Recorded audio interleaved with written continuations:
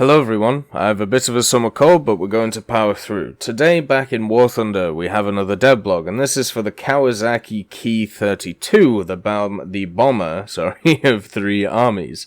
So what is this plane? Well, over the last year or so, maybe a bit longer, we've been added to the Japanese tech tree. 3 aircraft which are very similar, the D4Y1, Y2, and also I believe the Y3. The Ki-32 is kind of the prelude to those. If you see the armament, if you see the power behind it, and also if you see the bomb load, it's pretty much a worse version of those 3 aircraft. So what we're getting is in stark contrast to the Type 90, which is going to be the top of the Japanese tree. This is going to be near the bottom, which is definitely quite surprising. When you think about maybe Japan could have used like a new jet or something in the form of some kind of bomber. Then again, they have the R2Y2s, so who's going to complain about historical stuff? Anyway, let's get into some information about this. So the first prototype of the Kawasaki Ki-32 was flown in March 1937. It had one offensive 7.7mm looking forward, and it also had a turret with the same caliber in the back. It was able to carry some bomb loads, and the main competition it was going up against was a machine called the Ki-30. And the issues that the Ki-32 had were basically engine-based, but the Ki-30 had worse issues than the Ki-32, so therefore it was seen as a better fit.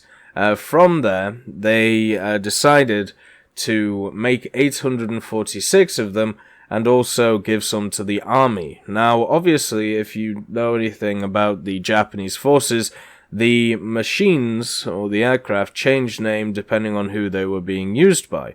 So the Ki-30 for the army was called the Type 97, and the Ki-32, which is what we have in game, was known as the Type 98. And the Type 98, there was 846 of these produced, so they were produced in a decent amount, and they were used mainly in the Second Sino-Japanese War. Now, the issue with this, the issue with using them in this war, actually, well, in this war it makes complete sense, but from a War Thunder point of view, it doesn't really give us any useful facts, because the issue is they didn't really come up against much resistance at all when it came to the air, so the Ki-32 was kind of allowed to do what it wants. Now, in War Thunder, that ain't gonna happen. It's gonna have to fight its way through, and with only one 7.7 offensive and turreted, well, it's gonna have a few issues, isn't it? It's still going to have a lower BR than some of the other aircraft around the place, so at least that will help it out a little bit. It saw, as I said, weak air resistance in China, so it was able to be somehow effective, and the last skirmish, I suppose, it took part in was the Hong Kong bombing of 1941. After that, the Japanese did withdraw it from active service, and used it mainly for training of new pilots, showing that by 1941, even probably before then, this thing was out of date, which is okay, I suppose, when you look at it. I mean, it has a very standard old-style engine in the HA92, 12-cylinder liquid-cooled. They were thinking about putting a radial in this thing, but instead they decided just to stick with the R9 12-cylinder. If you want a comparison to something you may know about, if you're more familiar with Western countries, it's seen as the main comparison to it is the Fairy Battle. And the Fairy Battle is not a machine that we have in game, and it would be kind of a useless machine if it was added into game. But then again, since we seem to be on the path of adding stuff which doesn't really fit the game, but maybe in the future it does, then the Fairy Battle should be added. I'm sure for me personally, it is a machine that was produced, it is a machine that was fully tested, fully built, it should be in the game, but for right now it doesn't really make sense to be in the game. Kind of the way I see the Ki-32. The Ki-32 is an interesting aircraft. It is a pre-war aircraft, it has all of the bells and whistles, but when it comes to will anybody fly it, I think the answer is no. How many D4s do you see around the place? Not many. How many of these are you going to see around the place? Or maybe a few in the first week, because people are going to be grinding it out. But after that, you're not really going to see anything when it comes to the Ki-32, unless people are taking it as a specific BR to be used in ground forces, or they're going to use it in something like World War mode or Enduring Confrontation. So let's see what the wonderful video says to us. So we have a kind of dive bombing way. There we go, it's the Ki-32.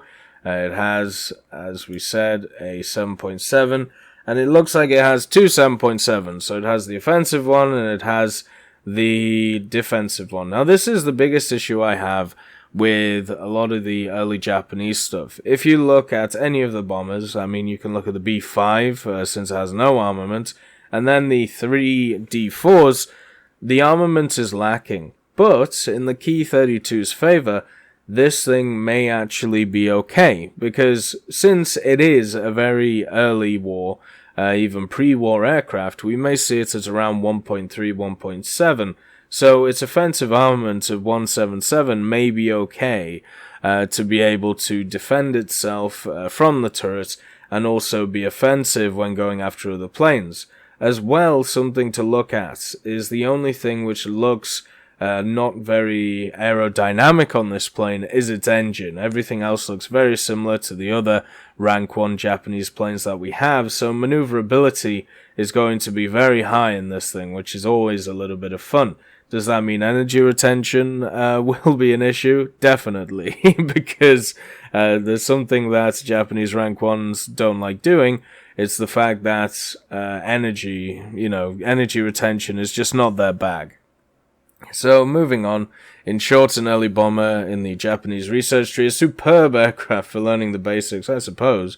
450 kilos of bomb load, 2 turrets, and non-retractable landing gear that makes landing an easier task. This machine may be a good trainer for simulator battles. That is something that doesn't really ever get brought up that much, but there are planes out there which are really good for learning simulator. Stuff like the way I learned it, so the way I learned to fly in it was stuff like the Spitfire Mark 1, also the Mustang Mark 1, and then basically I tried to find any twin fighter which had a cockpit in it, and if I found one, then I was able to fly it and go around. I really never liked the whole 3D view just around the place, and once bombers got added, then I learned how to take off in bombers and how to proceed to the target. So if we're talking about just from a training point of view, yeah, maybe. I mean, maybe the Ki-32 is useful. I'm sure there are better options, though. I mean, the Ki-21's there. I think that would be a better trainer, but I suppose if you're looking for a monoplane, I would still probably take the fighters. The Ki-32 is a Japanese light bomber developed in the mid-30s by the Kawasaki company to replace the outdated Ki-3 bomber. Oh yeah, that is something I didn't mention. The Ki-3 bomber. Used extensively in the Asian theatre of war before and after World War II. The Ki-32 is now zeroing into the Japanese aviation tree with the upcoming War Thunder update 1.79. I hate sometimes when they put the number before the update. It screws with my brain. But anyway, when we look at the Ki-3, the Ki-3, if it was put in game, would be very much a reserve tier bomber.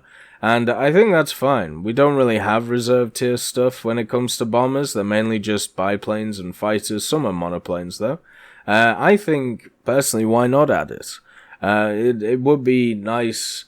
I've always said that instead of going forward in time, going into, the modern era stuff where we don't have all the information on it, where we don't have the necessary armor values or speed values or anything like that because it's all classified, it would be nice to sometimes go backwards. And the Ki-32 is an effort to do this. It does follow the same pattern as a lot of other rank 1 aircraft, which is nice. So at least we have that. But the Ki-3 would be a real step backwards when we talk about adding in stuff which is mid-1930s. Instead of something which was slightly idealized in the mid-1930s, why don't we have something which is actually existing in the mid-1930s? So in the form of the Ki-3, that's what you would get. I've always been a proponent of moving back in history in War Thunder. I understand that for Gaijin themselves, it wouldn't make them a lot of money, since it would be very easy to research and everything like that. So I understand why they don't do it compared to the modern tanks which they're putting in now, from a business point of view. But from a holistic point of view, in my opinion, it would be much better to go backwards instead of forwards. So yeah, the Ki-32 is designated Mary. I have no idea why. Well, it says right here, fighters and hydroplanes received male names while attackers and bombers were female. So there you go.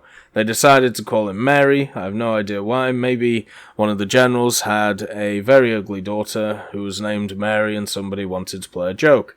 In War Thunder, the Ki-32 will join the Japanese aviation research tree as a rank 1 light bomber. Well, there you go. Expanding the roster of interwar designs for both new and veteran players. Like other Japanese aircraft, the Ki-32's light airframe provides great overall handling, and its 850 horsepower R9 2B, it's got a B, B inline engine enables it to reach an impressive top speed of 423 kilometers an hour at low to medium altitudes. Yeah, maybe if you drop it off a cliff. These performance characteristics are generally on par with contemporary aircraft from other nations, such as the Ju-87 Stuka. Yeah, tell me how many of those we see running around. The Ki-32 is armed with twin 7.7mm machine guns, one of which is controlled by the pilot and the other by the rear gunner. See, this they did this for the D4 as well. If you read that sentence, it sounds like, oh, I've got 2 offensive 7.7s, which, you know, could work pretty well. Now, the D4s do have that, and they don't work very well. But this, being a rank 1 thing, oh, twin 7.7s, I can get behind that. There's other planes in the Japanese tree which are like that. No, you get one single one. Make sure you read the whole thing. The Ki-32 also carries a maximum payload of 450 kilos, spread across hardpoints under the wings and the internal bomb bay. So there you go. It does carry up to 450 kilos, which seems to be the main selling point for everyone. I just want to make sure that everyone remembers there are specific aircraft such as the Farman F.22222, or how many ever 2s it is, which eclipses this aircraft in bomb load.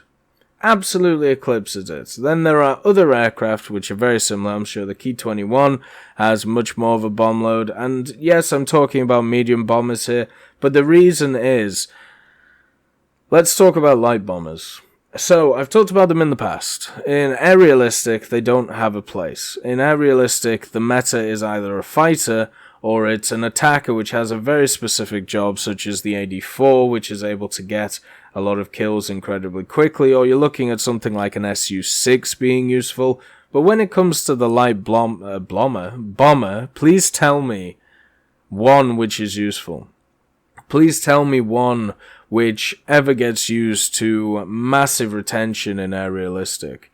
All I see all the time is either people spading light bombers while playing them, or them just flying them out because they're trying to research something after it. There is no real reason to take a light bomber over a medium bomber or a heavy bomber comparable. So what you see is you see at lower tiers, you see fighters, and then you see medium bombers because there aren't any heavy bombers. And as you go up, what you see is fighters, and then you see heavy bombers. So there is no room for light bombers. And if you see light bombers on the battlefield, they are generally the easy prey that people go after.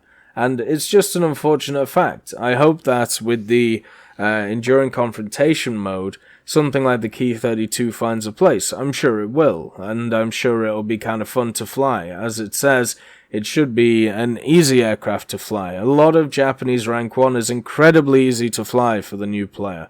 Incredibly maneuverable, has decent speed, it's very hard to stall, it's very hard to flip the aircraft. So, overall, this will be a great simulator enduring confrontation aircraft, but do I take this over the Ki-21, the medium bomber around the same BR? Probably not, because the Ki-21 will have a better bomb load and it'll be more stable in the air, and it definitely has more defensive armament. On top of that, if we look at another mode, so World War mode. World War mode is a mode which is trying to introduce more skirmish / operation style gameplay, which is based around skirmishes. So aircraft like this may have a place, like light bombers, dive bombers may have a place. But right now, that mode is still in testing, and all we have is air realistic, air arcade, and ground realistic where this can be used. And there are just better options. I mean, maybe you can make a comment on ground realistic where it will be kind of useful. But every other game mode, it is outshone by another machine which can just do its job, but better. Let's see. Well, the Ki-32's payload might seem lacking. Pilots should keep in mind that they're flying a light bomber and not a fully fledged attack aircraft. Your primary goal should be delivering the payload to your target, escaping quickly and destroying opportunity targets on the way back to base. With 177, you're not going to be strafing a target and killing it in one pass. So going back to base and destroying stuff along the way, let's just say it's not going to happen. Lingering around a combat area too long is a good strategy for is not a good strategy for Ki-32 pilots. Glad you agree. Although the Ki-32 sports good maneuverability, its lightweight frame cannot withstand much damage from ground fire or enemy fighters. Use your superior speed to strike fast and deal as much damage as possible before enemy fighters show up. If you're engaged by hostile aircraft, use the Ki-32's agility and, if necessary, rear-mounted machine gun to buy time so your teammates can assist you while you make your escape. One of the best non-combat features of the Ki-32 is that it's easy to land because its landing gear is always deployed. As the same goes, any landing you and your gunner can walk away from is a good one. This could be said about the majority of the Japanese Rank 1 aircraft. So I don't see it as a bonus, I just see it as a hindrance because it means that there's more air resistance on the aircraft, meaning it could be faster, but instead they decided it not to be. If we look at what they're talking about here, well, this is exactly the same for any medium bomber and heavy bomber at any BR. What you want to do is get to the target before the fighters get to altitude, otherwise you may have a few issues unless you're playing something like a B-29 where you can deal with them, or maybe a B-17 where you have really good pilot snipe abilities. But every other bomber, including every other medium bomber at rank 1 and light bomber at rank 1, has exactly the same feeling as the Ki-32. Get to the target and get out, otherwise you're going to die incredibly quickly. So I see this as a general rule instead of just something that is for the Ki-32 in this regard. And when we look at it once again, if we compare it to the Ki-21, if we compare it to the Farman, especially, the Farman is always the one I go back to because of its insanely low BR, even though with 3 of them you can finish a game in 5 minutes and nothing can touch you because you're up at an altitude where lower BR planes cannot get to. What it makes me realize is how useless planes like this are. So as I said, I hope they find a place in the game. Please show me a light bomber which is useful in the game. What is nice, though, is that we do get some different camouflages. Something that is great about the Japanese, because you always have a naval version and an army version, it means that premiums can be around the corner for any Japanese aircraft, or at least the majority of them. And on top of that, when it comes to the camouflages, they always get an army one and they get a naval one. So as you can see, I believe this would be the army one with its colors and the brown or black and green. And then we have the naval one, which is white, basically. So this will be a standard skin, and then the other one will be the skin that you can either unlock or buy. Hopefully you can unlock it, but the trend has been towards buying them. They also seem to have upgraded how the bombs look. The bombs themselves look really nice. This machine overall looks really nice. I know a lot of people are going to be put off by the square nature of the engine, but it is just going to be a large front, a large front area of it. But it looks like a 1930s aircraft, and for me, that is interesting. Instead of just having another modern MBT, which I have no interest in. The Ki-32 joins the starting ranks of the Japanese aviation tree with an upcoming War Thunder Update 1.79. tuned to the news to learn more, and we'll see you in the skies. Well, you will, because this will probably be the first machine that I review when the patch comes out, because it'll be the easiest to research, and I'm sure I'll have a bit of fun flying it. We're gonna have to see how well that bomb load does. 450 kilos is nothing to laugh at when we look at rank 1, but since this thing doesn't seem to have a dive, it doesn't seem to have an area for the bombardier to be able to see through, since, there's an internal bomb bay there. Something tells me this thing won't get a bomb sight, so that might be an issue, turning it into a straight dive bomber. And if that is the case, then it becomes even more useless when we look at air realistic. In ground realistic, it won't really make a difference, but in air realistic, it will. So let's sum up this aircraft. It's a mid-1930s aircraft. That's really cool. It only has one offensive 7.7. That's an issue, but, we can get past it. It's basically going to be a dive bomber, decent bomb load behind it, but if you compare it to medium bombers, which the majority of people use, the Ju-88, the Hu-111, the Farman, the Ki-32, even the Beaufort and the Blenheim, this thing is lacking, because it's a light bomber, and they all lack. But as I said, please show me a light bomber, which is used over a medium bomber at its BR. There might be one example, but overall, it's going to go for, or even a dive bomber, it's going to go for the medium or heavy bombers.